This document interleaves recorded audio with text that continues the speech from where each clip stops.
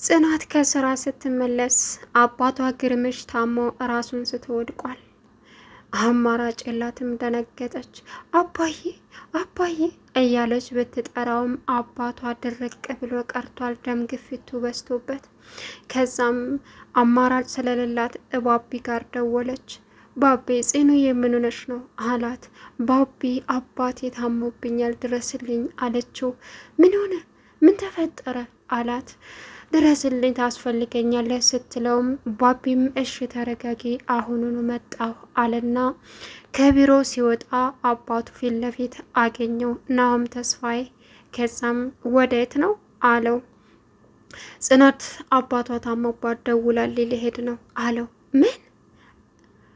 የትም አትሄድም ስራህን ስራ አለው። ምን? በፍጹም ሰዎች ደውለው እየፈለጉኝ አለመፈለግን አላሳያቸውም አለ። እና ታዲያ አምቡላንስ ና እንዳንተ አባቷ ቢታመም አምቡላንስ ጋር መደወል እንጂ አንተ ጋር ምን ታደርጋለች አለው። ከዛም ስራ ጥለህ የትም አትሄድም፣ እኔ እናንተ አባትና ልጅ ሳይሆን አለቃና ተቀጣሪ ነህ አለው። ከዛም ለአንድ ቀን ስራህን ከፈለግ ለቅቄልሃለሁ፣ አለመሄድን አትከለከለኝም ይኸው አለው። ከዛም በጣም ተናደደ። አሳይሃለሁ አለ። ከዛም በጣም ታሳዝናለህ፣ በጣም አንተ መቼ ነው እኔን እንደ አባትነት የምታከብረኝ አለ። መቼ የሚከበር ነገር አለህና ነው፣ አባቶችን የሚያስከብር ነገር ስትሰራ አከብረሃለሁ አለው። ከዛም ጥሎት ሄደ። ይችን ጽናትን ከህይወቴ ማስወጣት አለብኝ፣ የልጅን ልብ ያሸፈተችው ምን አቅምሳው ነው አለ። ሰላም ውድና የተከበራችሁ የቻናል ቤተሰቦች እንዴት ናችሁ? ሰላማችሁ ይብዛልኝ። ለዚህ ቻናል አዲስ የሆናችሁ ሰብስክራይብ ያደረጋችሁ ቪዲዮን እስከ መጨረሻው ተከታተሉ። በእንጀራ እናቷ የምትሰቃየው ጽናት ቀጣይ ፓርት ይዤ መጥቻለሁ ማለት ነው። እንግዲህ የጽናት ስቃይ እንደቀጠለ ነው፣ ግን ደግሞ ላይጠግን አይሰብርም። ባቢን ፈጣሪ ልኮላታል፣ እንዲሁ ቢሌንን ማለት ነው። ብሌንም በጣም መልካም ጓደኛ፣ የጓደኝነትን ደረጃ የምታውቅና ለሰዎችም ጓደኝነት ምን እንደሆነ ከምን መጠበቅ እንዳለብንም የሚያስተምር ነው ማለት ነው። እንግዲህ ጽናት አባቷን ከውጭ ስትመጣ ራሱን ስቶ በጣም ታሞ አገኘችው። አማራጯ ባቢ ጋር መደወል ነበረ። ባቢ ጋር ደውላ ድረስልኝ አለችው። ባቢም የሚሰራውን ስራ ትቶ ወደ ጽኑ ሊመጣ ሲል አባቱ ናሆም ተስፋዬ የት ነው የምትሄደው አለው። ጽናት ደውላልኝ መሄድ አለብኝ አባቷ ታሞባታል ሲለውም አርፈ ቁጭ በል የትም አትሄድም አለው። ከዛም ምን እያልክ ነው? ሰዎች በችግራቸው ጊዜ ታመው ድረስልኝ ሲሉ እንዴት ነው ማልደርስላቸው አለ። ከዛም እናንተ አምቡላንስ ነህ? ሰው ሲታመም አምቡላንስ ጋር እንጂ የሚደወለው ሰው ጋር አይደለም አለው። ያለ መሄድ አርፈ ተቀመጥ ሲለውም እንግዳውስ አሄዳለሁ ሲለው ስራ ትተህ የትም አትሄድም፣ እንዳሰሪና እንደ ተቀጣሪ ነን እኔ እናንተ አለው። ከዛም ቢሆንም ያውለህ ስራ ከፈለክ ያንተ ስራ ካለመሄድ አያስቆመኝም ብሎ ባቢም መንገዱን ቀጠለ። ከዛም አባትየው ተናደደ። ይቺ ጽናት የምትባል ከህይወቴ ካላሰጣሁኝ ሰላም አሰጠኝም፣ እኔ አውቃለሁኝ የልጅን ልብ ያሸፈተችው ምን አቅምሳ ነው አለ። ናሆም ተስፋዬ ባቢ አባት። ባቢም እዛ እየሮጠ ሲሄድ የጽናት አባት ታሞ ምንም አይናገርም አይጋገርም። ሆስፒታል ሲወስዱትም ትልቅ የደም ግፊት እንዳለበትና ተጭንቀት ነፃ መሆን እንዲሁም ደግሞ ከንዴት ነፃ መሆን እንዳለበት ለጽናት ተነገራት። ከዛም አባቷ ትልቅ አደጋ ላይ እንደሆነ ሲነግሯትም ጽናት እያለች ፈጣሪ እኔን አይወደኝም፣ ለምንድን ነው ይሄን ሁሉ በደል የሚበድለኝ? ለምንድን ነው ይሄን ሁሉ ስቃይ እንድሰቃይ የፈቀደብኝ? ለምንድን ነው እያለ ስትል ጽኑ እንደዚህ አይባልም አላት ባቢ። ከዛም እኝ እስቲ አሁን አባቴ ብዙ ነገር ያስፈልገዋል አይደለም፣ እሱን ማሳከም ይቅርና ምግብ የሚቀምሰው እንኳ ገንዘብ የለኝም። አሁን ይህ ሁሉ ገንዘብ ከምን አምጥቼ ነው ማሳክመው ባቢ? ከምን አምጥቼ አለችው። ፈጣሪ ሁሉንም ነገር በእራሱ ይዞታል። ስለዚህ ነገን በተስፋ መጠበቅ አለብሽ፣ እንደዚህ ተስፋ መቁረጥ የለብሽም አላት። ዶክተሯም የአባትሽ ሁኔታ በጣም ከባድ ነው፣ ደም ግፊቱ በጣም በዝቷል፣ ለጊዜው ደህና ነው። ይሄ ደም ግፊት ደግሞ ሰዎችን መቼ እንደሚያሳጣና ነፍሳቸውን እንደሚያጠፋ አይታወቅም። ከንዴትና ከጭንቀት ከሀሳብ ነፃ መሆን አለበት አለቻት። ዶክተር እንዴት አድርጌ ላድርገው? ምን ላድርግ አለች። ከዛም በቃ የቻልሽውን ነገር የሆንሽው ሁኔታ ያለሽበት ሁኔታ ይገባኛል ስትላትም እሺ እሞክራለሁኝ ተጭንቀት ነጻ አደርገዋለሁ አለች። ከዛም ለምን ይፈትነኛል ብላም ስትጮህ ዶክተሯም አንገቷን ነቀነቀች። ባቢም እባክሽን ጽኑ ተረጋጊ አላት። ተቆጥታ ወጣች።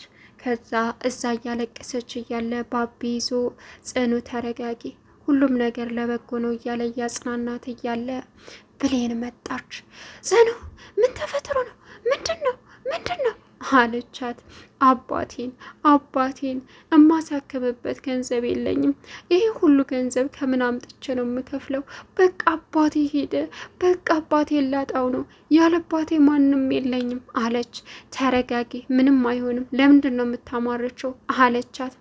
እዩልሽ ጽኑ፣ ለቅሶ ሌላ በሽታ ነው፣ ሌላ ችግር ነው የሚፈጥረው። ፈጣሪያችንን ስናማርረው በጣም ከባድ ነገር ያመጣል። ስለዚህ የተሰጠሽን አመስግኝ፣ እመኚ፣ ደግሞ ሁሉም ነገር ይስተካከላል አላት ባቢ። ብሌንም እንደዛው። ከዛም አባቷም ከሐኪም ቤት ወጣ። እንግዲህ ባቢ የመጨረሻ አማራጩ አባቱ ጋር ሄዶ የትዝታ የሸጠችለትን ቤት ሽጦ ለሁለት እንዲካፈልና በጽናት አካውንት እንዳስገባ አሰበ። አባቱ ጋር ሲሄድ ምን ልትሰራ መጣ ሲለውም ስራ እንደው እምቢ ብለህ ሄደሃል አለው። ይኸውልህ ስራ ልሰራ አይደለም፣ ያንተ ስራ ጥንቅር ብሎ ይቀር። ሲቀጥል ያንን የድርጅት እንድፈርምልህ ልንደራደር ነው የመጣሁት። እንድፈርምልህ ከፈለግ ቤቱን ሽጥና በጽናት እጅ ብር አስገባ እኩል በኩል፣ ካልሆነ ግን አልፈርምም። አስብበት፣ ሁሉም ነገር በእጅ ነው ያለው፣ ሁሉንም ታጠዋለህ በቅርቡ ቀን አለው። አላደርገውም በፍጹም አለ አባትየውም። ካላደረግከው እመነኝ፣ ሁሉም ነገር በቅርቡ ታጠዋለህ አለ። ጽናትን ግን ባቢ ጠየቃት። እዩልሽ አንድ ጥያቄ ልጠይቅሽ፣ በእርግጥ ከባድ ነው፣ እንደዚህ አይነት ጥያቄዎችን እኔም አልወድም አላት። ምንድን ነው ባቢ ጠይቀኝ አለችው። እዩልሽ አሁን ድርጅቱና ቤቱ ቢኖር በእጃችሁ ቢኖር አባትሽ በታመመበት ሰዓት ገንዘብ እንደዚህ አሁን ገንዘብ ብትፈልጊ የትኛውን ነው የምትሸጪው አላት። ሁለቱንም ለመሸጥ አባዬ ከተሻለው ሁለቱንም ሽጬ የአባቴ ህይወት መታደግ ነው የምፈልገው አለችው። እሺ ግን ደግሞ አንዱ ተሽጦ የሚበቃ ከሆነ ቤቱን ነው ድርጅቱን ለምን አላት። ድርጅቱን ሸጥን ማለት ድርጅቱ ሰርተን እናገኝበታለን፣ የስራ ቦታ መሸጥ ተገቢ አይደለም ብዬ አስባለሁ አለችው። ግን ደግሞ የለም ባቢ ለምን ጠየከኝ አለችው። ዝም ብዬ ነው ጽኑዬ፣ እንደው ዝም ብዬ አላት። ከዛ አባቱ ጋር ሂዶ ቤቱ እንዲሸጥ አረገና ያንን ፊርማ እንዲፈርም ነገረው። ከዛም አባቱም ሳይወድ በግዱ ቤቱን ሽጦ ለጽናት በአካውንቷ እንዳስገባ ጠየቀው። ከዛም ይህን ብር ስታስገባ ደግሞ እኔ እንዳስገባውላት ሳይሆን አንተ እንዳስገባህላት ንገራት፣ ምክንያቱም እኔ ነው ብላት ከምን አመጣ ብላ ሌላ ችግር ትፈጥራለች። ስለዚህ አሁን ይሄን አድርግ ሲለውም እሺ ብሎ አባትየውም አደረገ። ከዛም ፊርማውን ፈረመ ባቢ። አይገርምም? ያሳዝናል። ከዛም እንግዲህ መጥቼ ጽናትን ለፈልግሻለሁ ላግኝህ አላት። ምንድን ነው ብላ ሄደች። ከዛም ይኸውልሽ በጥሩ ስሜት ላይ ስላልሆንኩ ገንዘብ ጠይቀሽ ከስራ በፊት ደሞዝሽን ጠይቀሽኝ በሌላ ነገር ተበሳጥቻ አይሆንም ብዬሻለሁ፣ ይሄ ልረዳሽ ፈልጌ ነው ብሎ ብዙ ብር ሲያስገባላት ጽናት ደነገጠች። ይህ ሁሉ ለእኔ ስትለውም ይሄ እርዳታ ነው፣ አባትሽን አሳክሚ አላት። ጽናትን በደስታ አለቀሰች። ወደ ቤትም መጣች። እንግዲህ የጽናት አባት ሐኪም ቤት ወጥቶ እቤት ሲመጣ እዛው ቤት ተገኙ። ጽኑዬ የቤቷን አከራይ አግኝተሻል ነበር አላት። አዎ አግኝቻል ነበር፣ ሁሉም ነገር ተስተካክሏል፣ ስለምንም ነገር ማሰብ የለብህም አለችው። እና ይህ ሁሉ ገንዘብ እንዴት አመጣት ሲላትም አለቃዬ ከፍሎልኝ ነው አለችው። በፍጹም ሌላ ነገር ምን አስቦ ነው አለ። ወላይ እውነት ቅርታ እውነት መልካም ሰው ነው አለች። ግን ባቢ ነው ይሄን ነገር ያደረገው። ከዛም ባቢ ያን ሁሉ ይሰማል። ብሌን ደግሞ ይህ ሰውዬ ግን ምንም ደስ አላለኝም፣ የሆነ በስተጀርባው የሆነ ነገር አለው። አንድ ሰው ይሄ ሁሉ ብር አውጥቶ ከሰጠች የሆነ ነገር ፈልጓል አለቻት። ምንድን ማለት? አንቺ ደግሞ ዝም ብለሽ ሰው መጠራጠር ትወጃለሽ አለቻት። አንቺ ብትጠራጠሪ አይጎዳሽ፣ ይሄ ሰውዬ የሆነ ነገር ሴትነትሽን ፈልጓል፣ ሴት እኮ ነሽ አለቻት። ምን አለች? አያደርገውም፣ እንደዛ አትስቢ ብሌን አለች። ከዛ አባትየውም ግን በጣም ፈርቷል። በጣም ቢደሰትም ባቢን በምን ሁኔታ ነው የምትቀርባት አንተና ጽኑ ሲለው በጓደኝነት ቤስት ጓደኝነት አለው። የምትወዳት ከሆነ ጠብቃት፣ እንዲሁም ስራ ቦታ ይህ ሰውዬ በጣም ፈርቻለሁ፣ ያ ሁሉ ገንዘብ አውጥቶ የሰጣት ልጄን የሆነ ነገር እንዳያደርጋት ሲልም አረ ጽኑ ጠንካራና ጠንቃቃ ሴት ናት፣ እንደዛ አያደርግም በፍጹም፣ ለዛ ብላም ችግር አልሆነ ቦታ ይከታል ሲለውም በፍጹም እንደዛ ያስብ አለ። ከዛም ብሌንም ያንን ሰው እያየችው እንግዲህ ናሆም ተስፋዬ ጽናትን አባል ሊጠይቅ ቤት ድረስ መጣ። በጣም ደስ በሚል ሁኔታ ሸኙት። ከዛም ብሌን ሁኔታውን አይታ ቢሮው ድረስ ሂዳ አንተ ማነህ? ምንድነህ? ለጽናት ምን ያክል ብር ሰጠሃት ስትለው ምን አገባሽ ቸገራት ረዳሃት አላት። የትዝታ ትንሽ ወንድም ነህ አንተም የእሷ ዘር ነህ ብዬ ነው ማስበው። እመነኝ አጣርቼ ከኋላ የተደበቀ ማንነትን አወጣለሁ አለችው። ከባቢ ጋር መጠጥ ቤት አየችው።